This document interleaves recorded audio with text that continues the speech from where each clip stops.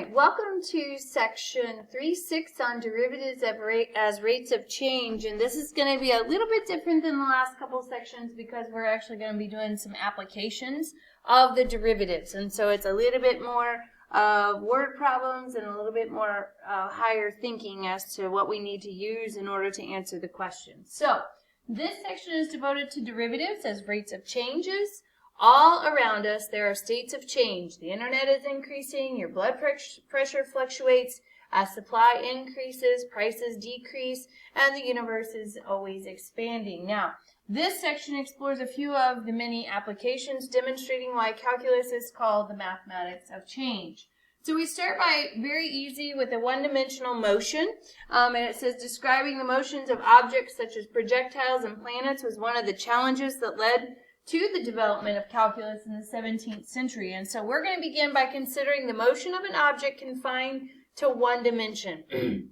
So that is that the object may move along a line. Now this object could be, or motion could be horizontal, kind of simulating a car moving along a straight highway, or vertical with a projectile that is launched vertically up into the air.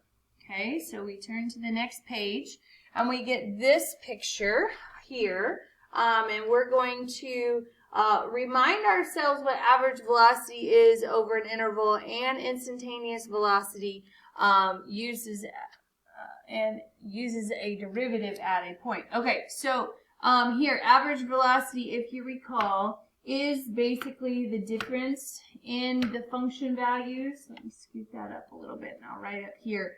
So if we have our position at, say, t minus our position at a all over t minus a, where we're on the interval from a to t. And then instantaneous velocity basically is the derivative of the position function at t. Okay, so don't forget those two things. Now, assume that a police station is located along a straight east and west freeway at noon, which we were going to call t equaling 0. A patrol car leaves the station heading west. The position function of the car is graphed for us over there on the right-hand side.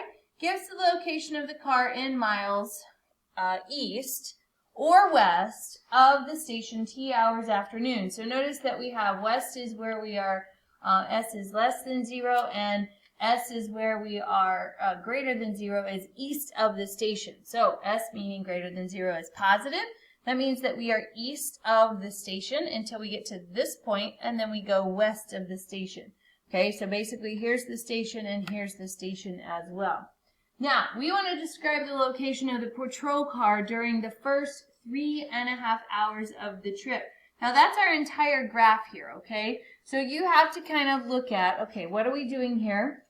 It said that we are traveling east of the station. Now that I maybe should say that we are east of the station, and as we start here and we are positive, we are going further and further away from the station. This is telling me how many miles from the station I am. Then I get to this point where I'm not changing any position whatsoever, so I might be stopped at my stop, and then I'm coming back towards the station, which means I'm actually traveling west till I get to this point, which is the station, and then I go west of the station. So be very particular when you're describing that. So let's start from here, and then the next part it's going to change is going to be about here. So I'm going to call that, say, 1.4. So that means from 0 to 1.4 hours, I will say, afternoon. Then the car is traveling east until it gets to 80 miles away from the station, okay? Traveling east until it's 80 miles from the station. Now, once I get here to 1.4, notice there's no change in my graph until about 2.1. So let's call that 2.1. So that means that from 1.4 hours to 2.1 hours, then we are not traveling. Not traveling. Car is stopped, we could say. Then if I look at this, that means that I'm getting closer as I come down here, closer and closer and closer. The miles from the station are decreasing. That means I'm getting closer and closer to the station until I get to this part, which is the station. I'm going to call that 3.25. So if you have an approximation like that, this approximates to the best that you can. All right, so from 2.1 to 3.25 hours, we are traveling. Now that means we're going back towards the station, so we're actually traveling west this time towards the station. And then our final little part here, we're at the station, or we're driving past the station, and we keep going west of the station. So from 3.25 until 3.5 hours, then the car passes the station, so we pass the station and keep going west. Now it looks like 20 miles. Go down here, we go 20 miles and stop.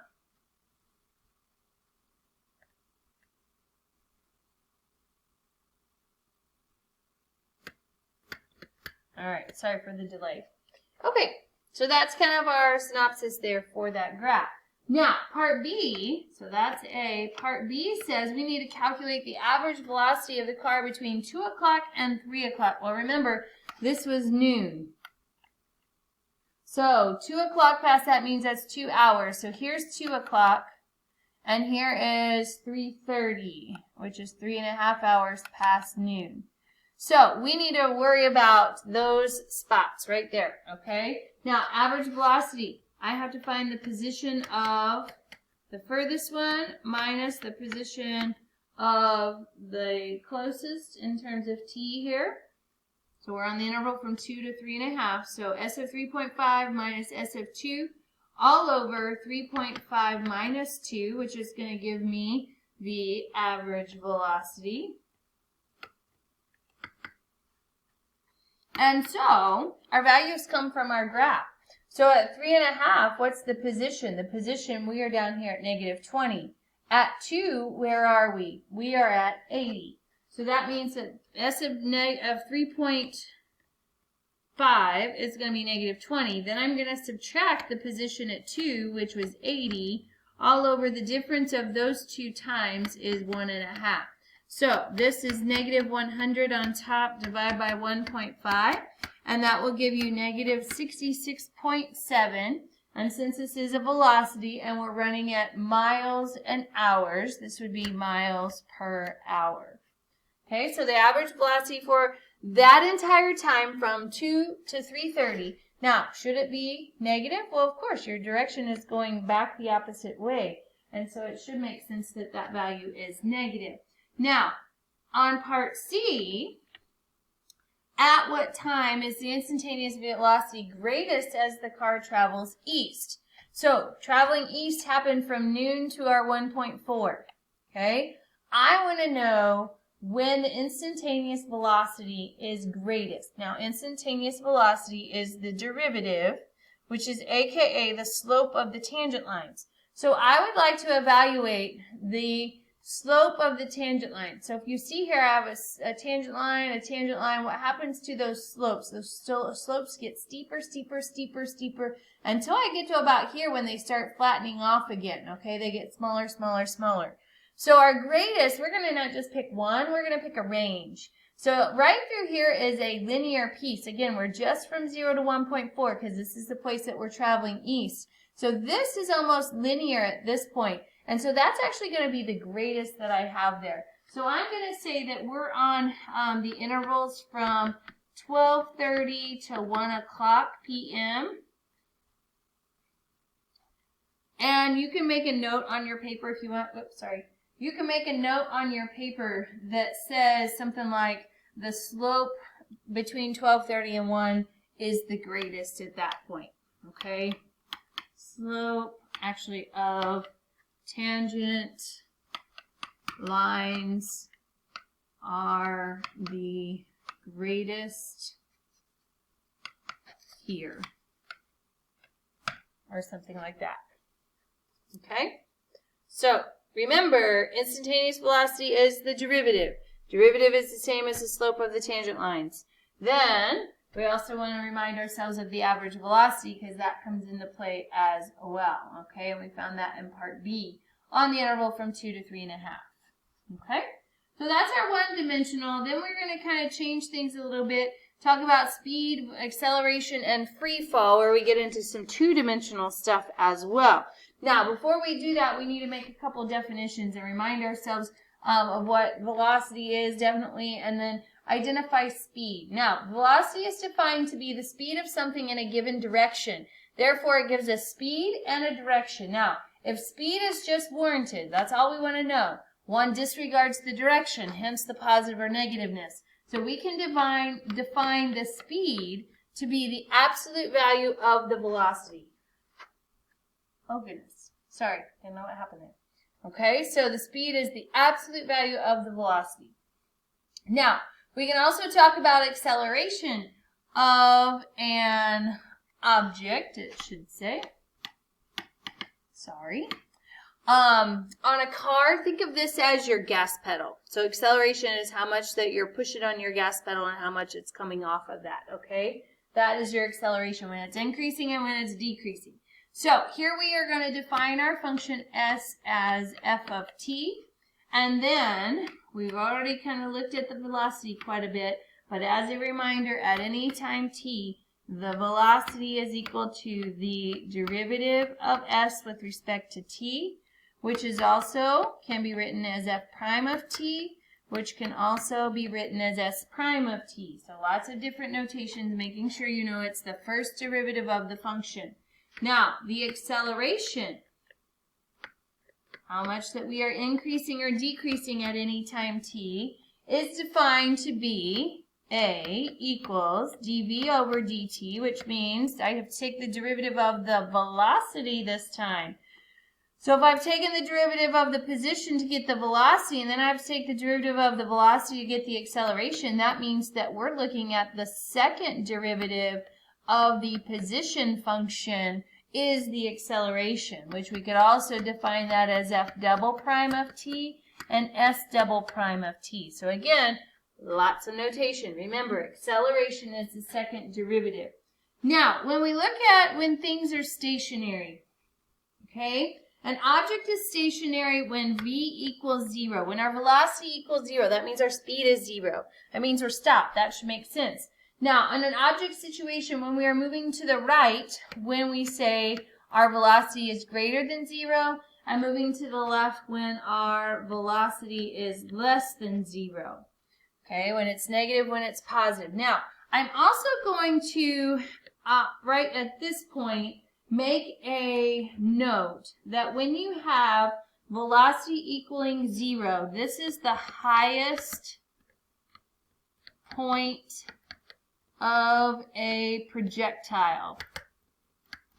Think about a projectile going up to its highest point. It stops at an instance and then it starts moving again going down. So at the instance that it stops at the very top, your velocity is 0. Now remember, that's the slope of the tangent line. So that means that the tangent line that I have at that maximum point, that maximum height, if I do a projectile kind of graph like that, that maximum height, remember, is going to be one of those horizontal tangent lines. Okay, so hopefully things are kind of molding together a little bit. Now, in order for speed to be increasing, this thing's a little bit different. This is something you just got to remember. For speed to be increasing, speed is velocity, increasing, decreasing is on acceleration. In order for it to be increasing, then your velocity and your acceleration have to be of the same sign, S-I-G-N, at the time or on the interval. Okay, so hopefully that makes sense. If our speed is a positive, means we're going in one direction, and my acceleration is positive, that means I'm increasing on my foot pedal, then the speed is increasing. If I'm going in the opposite direction and my acceleration is coming down and it's negative, then we also will be increasing at that point as well. Okay? All right, so that's something that you need to remember just if you're given a question. If speed is increasing, you want to check is the velocity and acceleration the same sign. Okay, so only a couple problems this time with these, but they are long because there's multiple parts to it. So that's why it took up so much space. So let's look at this projectile motion. We are supposing that the position of an object moving horizontally along a line after t seconds is given by the following function, where s is measured in feet with s greater than 0 and corresponding to the positions right of the origin. Now, we are going to position right of the origin. All right, part A, we want to graph our function. Now, here's our function, okay? That is a quadratic function. So above there, I'm going to factor out a t and ask myself, where am I equal to 0? Well, what makes that 0 is 0. What makes this 0 is 6. So remember, these are the intercepts of my graph. It is a parabola. T squared is positive, so that means I'm going to be up, pointing up, basically. At 0, 1, 2, 3, 4, 5, 6. I'm going to have 2 intercepts, and notice my restriction here. I'm only from 0 to 7. Okay, so I'm not going to graph anything over here where t is less than 0. I'm just going to kind of position something that looks like that. Now, obviously, we don't yet know what the bottom out point is. We don't really care. We can figure what it is. Plug 3 into this point. 3 squared is 9 minus 6 times 3 is 18, so that gives me a negative 9. So my bottom out minimum basically is at negative 9. When t equals 7, 7 squared is 49 minus a 42. So this value up here is at 7 as well.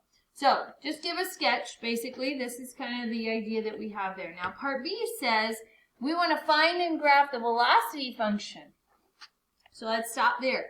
Given f of t, the velocity function is f prime of t.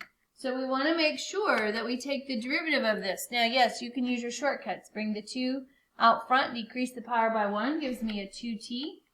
And we have a linear term, so the t goes away, so we have a 2t minus 6. Now, that is the graph of a line. So hopefully you remember, if I have a parabola, then a line is going to be the derivative of it. It's 1 degree less than. So we're going to go 1, 2, 3, 4, 5, 6. Gives me the intercept when you're graphing y equals mx plus b. Then I'm going to use the slope of 2 to get to my next point. So up 2 over 1, up 2 over 1, up 2 over 1 gives me an intercept right here at t equaling 3. Now that's important because that tells me where I kind of cross over, because part of the question that we have up here is, when is the object stationary? When is it moving to the right? When is it moving to the left? So if you go back to the chart on the previous page, when we're stationary is when velocity equals 0. When we're moving to the right is when we're positive, and when that object's moving to the left is when it's negative. So by my graph, I can tell, well, here's equal to 0. So I'm stationary at t equaling 3. Oh, whoops. I probably don't need all of this because we're only defined from 0 to 7. So I need to get rid of that. And then, let's see, when I have 3, 4, 5, 6, 7, so when I bring this up, I basically have a point right there too. Now I can get rid of that and that for that arrow. Sorry. Okay, now we're good. So make that adjustments on your graph. Now, that's where t is equaling 3 is when we're stationary, when we're equal to 0. So, when we're moving to the right, that's when this graph is positive. Well, here's the positive y values. That's when velocity is going to be positive. So that is from 3. Now, we're not including 3 because we're stationary at that point, to 7. And we're going to include 7. And we are left when we have from 0, which is my intercept here, to 3. So I'm going to include 0 but not include 3 for that position. Okay? All right, very good. So that's part B. Kind of scroll here so we can see all of it on our frame. Part C, we need to determine the velocity and the acceleration at t equaling 2. So, we already have the velocity function. Here's my velocity function. I'm just going to kind of box it in so we see it.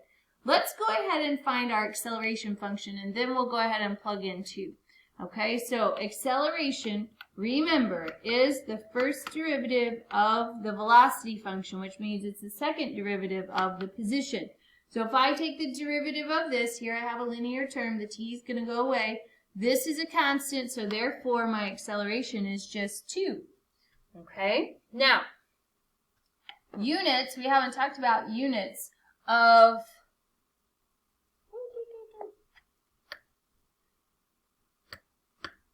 okay, I'm back, sorry. We haven't talked about units of acceleration and velocity. Now, remember, velocity is like your distance or your position, miles, meters, whatever, feet, whatever the case may be, per second. And this is going to be, once I end up getting acceleration, that is feet per second squared, because I'm taking another rate of change of already a feet per second. So then we add in another time unit there as feet per second squared. All right, so we're going to look at VF2. We'll attach it to these since we'll get a number for these. And for AF2. So that means I have to take 2 and put it into my velocity function as 2 times 2 minus 6, which looks like a negative 2. And that would be feet per second as a velocity unit. And then when I take the rate of change of that, so take that in regards to t, with respect to t, I would put 2 into the acceleration function, but notice the acceleration function is just constant. So no matter what number this is here, this will always be 2. And we get feet per second squared as a unit for acceleration. Okay? All right, very good. So that's part C. Part D now says, I need to determine the acceleration of the object when the velocity is 0. Now, you may have already figured it out. The acceleration is always going to be 2. So the answer to this is probably 2. But what happens if you do not have a constant function here? Let's first find when the velocity equals 0. And then we would take that number and plug it into our acceleration function. So here's our velocity function. When is 2t minus 6 equal to 0? Well, that's just a two-step equation that I can solve pretty easily by adding over 6 and dividing by 2. Therefore, t equals 0. Now, we figured that out back here. That's where the velocity is equal to 0. But if it's not obvious on a graph, you can always set your velocity function equal to 0. So then we would just say, okay, what's a of 3? Plug 3 into the acceleration function, but we always get a constant. Therefore, it's 2 feet per second squared on this one as well. Okay? All right, now the last section here, part E of this projectile motion one, is that or an object moving in a horizontal, sorry, it's not projectile motion, we're on a horizontal line here. So part E says that on what intervals is the speed increasing? So if we go back a page and we remind ourselves from that, it said, in order for the speed to increase, the velocity and the acceleration had to have the same sign. Now, the easiest way to do this is to sketch a graph of each one of those. Now, we already have our velocity function over here, so we can help ourselves out. I'm going to change a color and put our acceleration function on there. Now, our acceleration function is a constant, so if I said y equals 2, that would be a horizontal line at y equaling 2. So I'm going to get this horizontal line here. And that, well, obviously we don't need it less than 0 because we're not defined there. Okay, but we can get the idea. Now, if we look along here and figure out where the velocity and acceleration are the exact same sign. Notice here we're negative and here we're positive. Those are different signs. But once I cross over at 3, my velocity is positive and my acceleration is positive as well. Therefore, V and A have the same signs on, now we're not going to include 3 because it's really 0, okay, so we're going to exclude 3 but include 7. And remember, the reason we stop at 7 is because the original function was defined only until 7. Okay, so if you see up here where our original function is, after this gets done delaying, right here, that gives me that upper bound. Whoops. Little mistake right there too. Okay. All right. Very good. So we are now moving into a projectile motion one. Okay.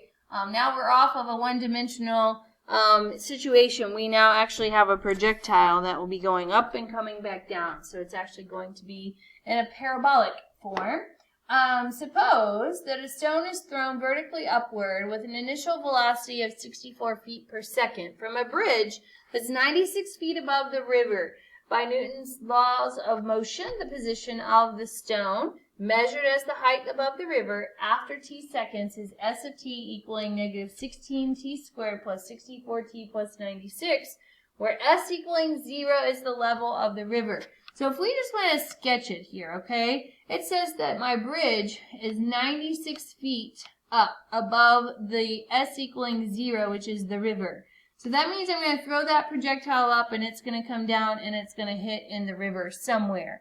And so we have a maximum part where the highest point is. Remember we talked about that. At this point we would have that horizontal tangent. So the highest point, we're going to do that here in just a second. The highest point is where v equals 0. Okay? So let's first talk about v in part A.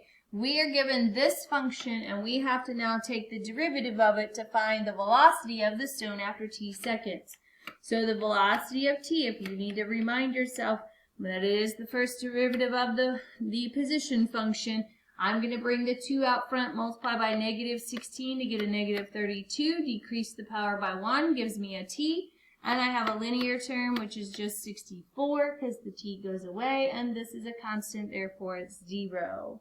That is part A. Velocity is negative 32t plus 64. Now, part B says, when does the stone reach its highest point? When does the stone reach the highest point? So we're looking for t, but when does that t occur? That t occurs right here. So I want to know t. When is v of t equal to 0? So let's do that. Negative 32t plus 64. When is that equal to 0? Well, if I subtract 64, I get negative 64. And when I divide by t, or negative 32, excuse me, t is equal to 2 seconds is the time at which my projectile will reach the highest point. Now, part C asks for me, what is the highest point? What is the height of the highest point? Now, what is height? Height is the position of our object at any time, and that position function was given right here. So if I'm asking for a height, they better give me a t. Well, I just found that t to be at 2, and so therefore part C is technically asking me for what is s of 2. Well, that means I throw 2 into that function. So if you can look up there, it's negative 16 times 2 squared plus 64 times 2 plus 96. And so I'm going to run that through on my calculator and figure out that the maximum height here is 160. Now we're in feet in this problem, so it would be 160 feet. Okay? All right, very good. Lots of little pieces, but good little pieces here. All right, so part D then says, when does the stone strike the river? When? I'm looking for a time of when the stone strikes the river. So, what do we know about what is at the point at which we strike the river? Well, we don't really know its velocity. We really don't know the acceleration. We do know its position. So in part D, that may be the route I need to take. What is the position or the height of that rock at that point? Well, it is at 0. So can I go back and revert and find out, okay, when is s of t equal to 0? V of t equal to 0 gives me my highest point at what time it occurs. S of t equal to 0 tells me when it's going to reach the ground here. So I'm going to let negative 16t squared plus 64t plus 96, I'm going to let that equal to 0. And now this is a quadratic equation that we're going to have to solve. Now, I can have, well, everyone's divisible by 16, so I can divide everything by negative 16 if I wanted to get that negative out of the way and to make smaller numbers. And so when I do that, I end up with t squared minus 4t minus 6 equal to 0. Now, the easy way would be if that guy factors, but unfortunately, I'm telling you this one does not factor. But we can still solve it by quadratic formula. So, t equals, here we go, the opposite of b, which is 4, plus or minus the square root of b squared. If you don't know the quadratic formula, you need to check it out and look it up and practice it. B squared is 16 minus 4 times a, which is our 1 in front, times c, which is negative 6, all over 2a, which is 1. A is 1. So I'm going to simplify this. So I get 4 plus or minus. Now, underneath my radical, I get 16 minus. This gives me negative 24. So 16 minus negative 24 ends up becoming a plus there. And 16 plus 24 is equal to 40. So I get the square root of 40 all over a 2. Now, this is the same as square root of 4 times the square root of 10. So in exact form, this is going to be 4 plus or minus. Take the square root of 4 gives me a 2. Square roots of 10 all over 2.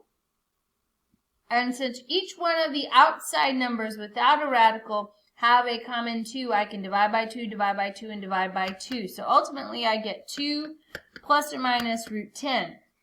Now, there's actually 2 answers there. So take it to your calculator, and you can do 2 plus root 10, which means that t equals 5.16 seconds, or 2 minus root 10, t equals negative 1.16 seconds. And we're talking about time. So we do not want that to be negative. Time is never negative, so we can cross that out as a possibility. Therefore, 5.16 is going to be our answer there. Now, where does that negative 1.16 come into play? Let me show you on this graph. Here's the 5.16. But if I continue over here in this part, this is where my negative 1.16 occurs. But we know that we started here, so that's why it doesn't make sense. But we have to evaluate that because for a quadratic, it actually does work out, okay? All right, very good. Let's do part E. I might be running out of room here in just a second. So part E says, with what velocity does the stone strike the river? Well, if I want to know a velocity, then I better figure out where or when that it occurs. Well, we just found when it struck the river at 5.16 seconds, so that is the number that I want to throw in to my velocity function, which is negative 32t plus 64. So I'm going to go negative 32 times 5.16 plus 64. And when I run that through my calculator, that's going to be the velocity at which it is going to hit the ground. And at that point, it is equal to negative 101.12. And here we are in feet per second because it is a velocity. Now, an added piece here, I didn't ask for the speed of that rock as it hit the river. This is the velocity. So it's telling me that it's a negative. That means it's going in the negative direction. It's decreasing down. So that should make sense. And this, remember, is the actual speed. So again, this is a bonus here. Your speed is 101.12 feet per second. It is the absolute value of the velocity. Okay? All right, very good. And our last one on this piece is that I have to determine at what intervals is the speed increasing, okay? So the speed is increasing when our velocity and our acceleration are the same sign. So I'm going to kind of do a graph here So I'm moving over here for part F. First off, we need to actually find the acceleration. If this is my velocity function up here, the acceleration, taking the derivative of that velocity, is going to be a negative 32. Okay? So that is a negative 32. And what's going to happen here is that if I were to graph that down here, say at negative 32, then I'm going to have a horizontal line. Now we're starting at 0. We're going to have a horizontal line here at negative 32. That's my acceleration. Now, our velocity, if I were to grab negative 32t plus 64, that means I'm up here. If that's 32, we'll count that as 32 and 64. That means I'm going to intersect up here, but if I use that slope of negative 32 over 1, it means I go down 32 and over 1. Down 32 and over 1, that gets me a time at t equaling 2. Now, that's what we just found right here in part B. T equaling 2 was where that velocity was equal to 0. So, here's t equaling 2, so that's kind of the break point. Everything is negative here, so in order for me to have speed increasing to answer part F, I need to know when the velocity is negative. Well, the velocity is positive from 0 to 2, right here. And I probably shouldn't have this piece here, but from 0 to 2, it's positive. This one is negative, therefore they're not the same sign. But starting from here down, then we have negative, and we also have negative as well. So on our interval that we have, now what was the interval? We end at 5.16. So that means I can go from 2 to 5.16 whenever that rock hits the water. And that there will be our interval at which the speed is increasing because the acceleration and the velocity are exactly the same at that point. Okay? All right, very good. And our last section. So we talked about objects as they move along a one-dimensional plane. We've talked about projectile motions, which is two-dimensional. Now we're going to look at average and marginal cost. So do some economics here. Imagine a company that manufactures large quantities of a project, such as mousetraps, DVD players, snowboards, etc., whatever it is. Associated with the manufacturing process is a cost function, and we're going to call that C of X, that gives the cost of manufacturing the first X items of the product. Now, this could be made up of two different costs. One of those is what we refer to as a fixed cost, which could include setup costs, overhead, rent, electric, all that kind of stuff. That is independent of the number of items that we produce. Now, the unit cost, then, or what is also called as the variable cost, is also included in the cost function. And this is a per item cost of how much it takes to produce per item. So what you will find in manufacturing is that at a certain point, it ends up being cheaper on the next items that you produce after a time. It could be at 100, it could be at 900. But as you produce more items, the cost gets reduced, okay, or the marginal cost. All right, so let's do some definitions here. Kind of repeat here a little bit. The cost function, C of X, gives the cost to produce the first X items in a manufacturing process. The average cost to produce X number of items is referred by this C of X with a bar above it. And basically, you take your cost and you divide it by the number of items that you produce. That should make sense. This is the average cost. But the marginal cost, then, which is denoted by the derivative, which is the rate of change of the cost function, is the approximate cost to produce one additional item after producing X number of items. So if you had 100 items that you produce, you're going to have a certain cost. But the marginal cost is going to tell you what it's going to cost to produce the next item past that 100 items. Okay?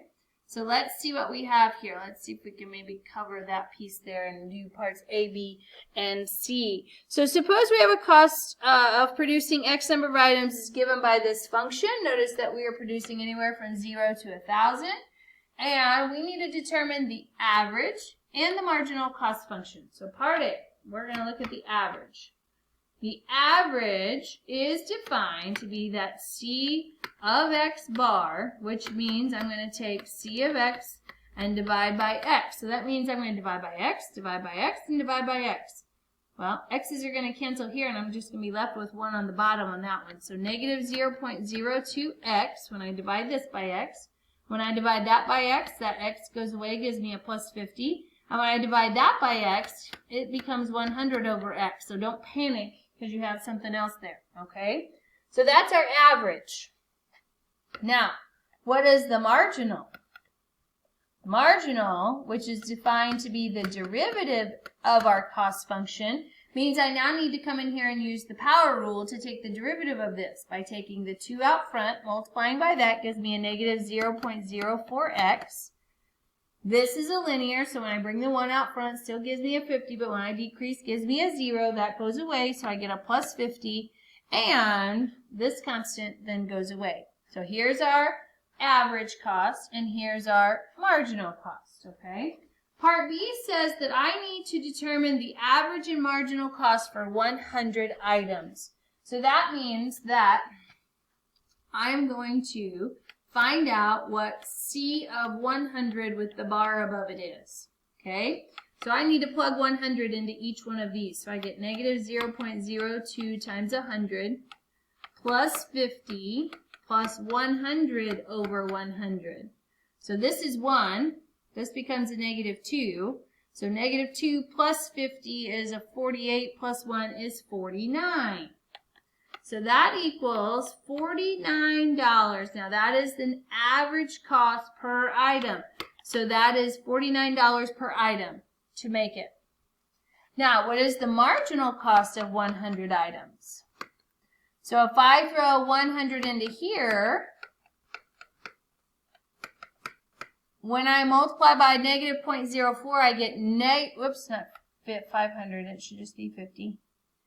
Then I get negative 4 plus 50, which is 46. So for the first $100, or for the first 100 items, it cost me $49 per item, but on the 101st item, it's going to cost me $46 for that item. Now, if you go in and plug in like something closer to 1,000, say like 900, then I guarantee you this will be smaller and this will be drastically smaller, because the more items you produce, the smaller the cost that you have. So this is part B, kind of right here, and this is part B. So this is A and that's B for the marginal, okay? All right, now part C says to interpret the values obtained. Well, I just kind of did that, so let's kind of write that down. So it's $49 per item for the first 100 items.